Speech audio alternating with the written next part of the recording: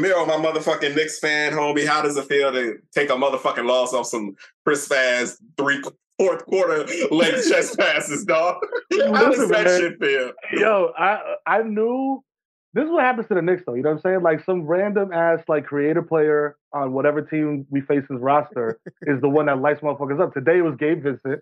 Shout out to Gabe Vincent. Nigga sounds like he's a chess player, dog. I never heard this dude in my life, but he lit motherfuckers up, bro. But you know, it is what it is. But I was telling the guys before we started recording, I was just like, yo, it's all good though. I'm not mad. Because this had to happen. I knew the Knicks was not gonna just run through Jimmy Butler in the Heat, bro. That was not happening ever. You know what I mean? So I'm like, yo, let's get this L out the way. You know what I mean?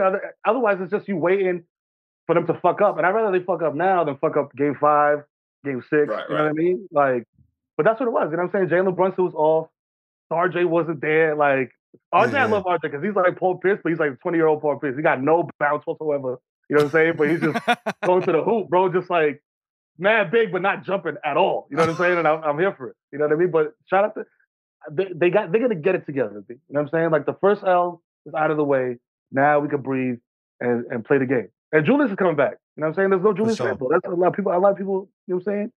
Yeah. The other thing we were talking about before the game is, and I'm kind of like up and down on the way sports gambling is like all over pro sports now, but I have learned that you don't need to follow Woj or Shams or whatever. Like, just look at the line for the next game. Knicks minus 6.5. Julius Randle's playing game 2. You know it. And something else happened. Yo, we heard about Jimmy's ankle. The Knicks are 20-point favorites. You know what I mean? Like, just follow the line. You know what I'm saying? Yes. Like, never fails, bitch. The billionaires are not fucking around about their projections for the. Steve Ballmer already got his parlay laid out. You know what I'm saying? Like, he's ready. And it does not have the Clippers on it. You know what I'm saying? It never did. He knew what time it was. He's like, Uncle Kawhi's not going? I bet. How stressed are you about these games, G? Like, because it seems like New York fans kind of got to figure it out. If y'all lose, cool. If you don't, great. You know what I mean? Like, it seems like y'all don't get too stressed out. Y'all just happy to be there. It kind of feels like at this point. That's the thing, man. So, like, you send out all these wild extra tweets like I do. You know what I'm saying? Yo, Knicks in 5, suck my dick. We putting Jimmy in a backwood. All this crazy shit. And then if it blows up in your face, it blows up in your face. You know what I'm saying? That's the casualty of being a Knicks fan. But when you win, I'm quote tweeting that shit on 10 crystal balls. Like, yo, Merrill Thomas told y'all. You know what I'm saying? Like, never sleep on the Knicks. Fucking crazy. But that's the thing. Like, the Knicks have been like ass or mid for so long that when it's like, yo, we're a competent team. And that's the thing, B. They're a competent team, bro. Like, Jalen Brunson is a real lead guard, B. Like, the motherfucker brings the ball up the court and you not stressing. You know what I'm saying? Like, he's coming. He's not doing like, yo, every other day, yo, I see Pablo Prigioni giving an interview. I was like, this nigga's an assistant coach now? I was like, where? Like, he's like an assistant with the Magic, some shit like that. But I was just like, bro, it's so crazy that as a Knicks fan, I'm thinking about Pablo Prigioni as like my starting point guard. You know what I mean? Like, right. Every other team could be like, yo, Jason Kidd or whoever. I'm like, yo, Pablo. You know what I mean? So now we got Jalen, and the shit is like, it's like the world is our oyster. You feel me? But at the same time, there's that tempering of expectations that you got to do as a Knicks fan. You feel me? But it's win-win, bro. We play with house money, dog. We in the second round. Starting the season, everybody's going to be like, yo, they're going to be a lottery team again. Or maybe they have a fluke playoff run. But nah, B, we in there. You're hosting meaningful games at the fucking Garden in late April and May. Like, there's nothing else you could ask for. So, you know. Home court advantage? Right. Second round? If I would have said that shit in December, motherfuckers would be like, yo, get the fuck, stop fucking shit. You know now, you know, Tyler is a lapsed Knick fan, man. He's been tottering. He's been like teetering on the edge of coming back in. Come on, my guy. Come on. It feels great. It was nice and warm, you know what I'm saying? Hey, I was a Knicks fan, a lifetime ago. I still got love for Knicks fans, though. You know what I'm saying? Because like we just discussed, bro, y'all are just enjoying every fucking stop of the ride. You feel me? And I think y'all be fanning them the right way it should be done. Celebrate every motherfucking thing. You know what I'm saying? Treat a fucking game 2 win like y'all just won a motherfucking ring. Wild out, enjoy that shit. And then when it's over, be like, fucking we'll do it again next year. Like, you know what I'm saying? I love that about y'all. Yo, my God. Yo, you know what the craziest shit is? That, like, you said it, B. Like, we live every fucking moment as a Knicks fan because, yo, if you go on, like, MSG, they'll be like, yo, Knicks Classics. And it's like, yo, Melo dropped 35 on an Easter. You know what I mean? Like, it's just the most random. Every other fan base got like, yo, this epic playoff game. Yo, motherfuckers was going crazy. Yo, this motherfucker had a 50 burger. With the Knicks, it's like, yo, Melo dropped 40. You know what I mean? It's like on Tuesday. Y'all have a meaningful documentary about Jeremy Lin getting hot for 2 weeks. You know what I mean? Right. Yo, come on.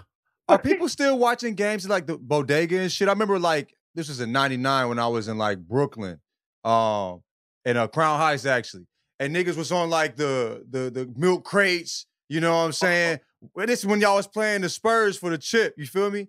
And like motherfuckers was like on the milk crates. You know what I'm saying? Posted up on the corners, watching the Knicks and shit. Do they still enjoy the games like that? I hope they ain't lost all the recipes, my G. Bro, it's crazy because like you saying that, it really took me back to like the mid-late 90s, just literally hanging out, and Poppy or Ak would have a TV in the corner and everybody watching shit. But like I remember watching the OJ verdict in the fucking bodega. In the bodega. In the bodega. See the OJ verdict in the fucking bodega. But yo, like now it's like, bro, you get a flat screen TV for like $19. I call it. Right. So now everybody, you know what I'm saying? Like, it's you like gotta share like, no more. Yeah, there's no more sharing. Be like, everybody, every mother, even a crackhead on the 10th floor got a fucking TV. Got an insignia. You know what I'm saying? Insignia. They got a little LG, a little insignia. You know what I'm saying? Fine, right there, a little Acer. You know what I mean? Just, like, that's not a TV, that's a computer monitor. He's like, yo, I made it work, my baby. I made it work. You know what I'm saying? I had a couple of wires, you know, I put it together, you know what I'm saying? Like, yo, you got another Newport?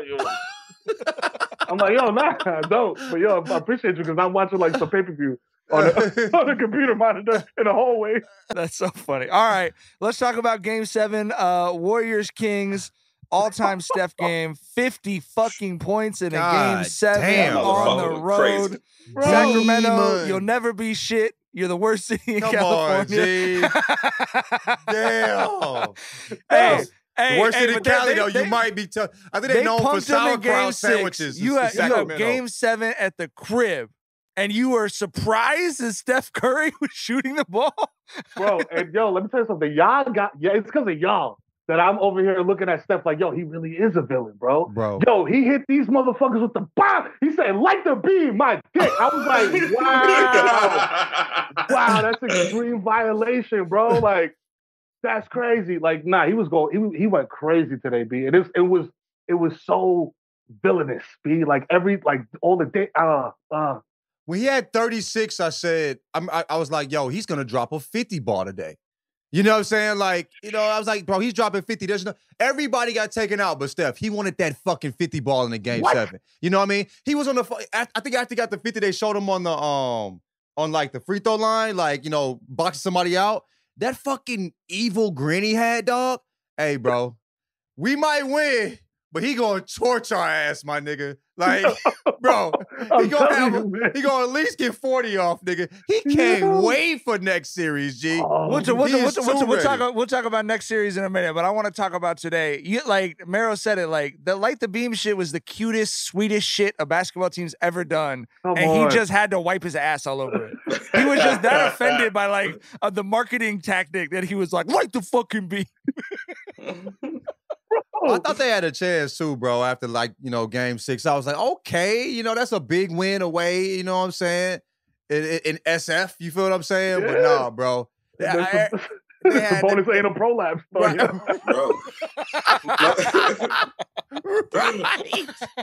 They even divide some bonus all over the court. Nasty. You an all-star? You going out like this? Nasty. Your father's ashamed. His father's ashamed. I'll be pissed off. I'm mad. Smoke a hookah, mad. Like, my son disgraced the whole country.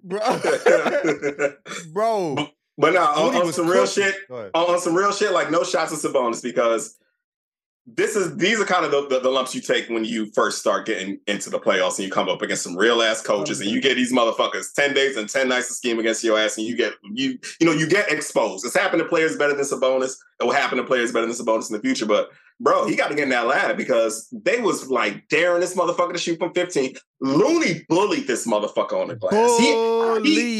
He out-rebounded him by 29 this series. And Sabonis was the leading rebounder. Like, it's some shit, you know, he gonna have to pull up this film and get in the lab. But like I said, it happens to everybody, dog. You know?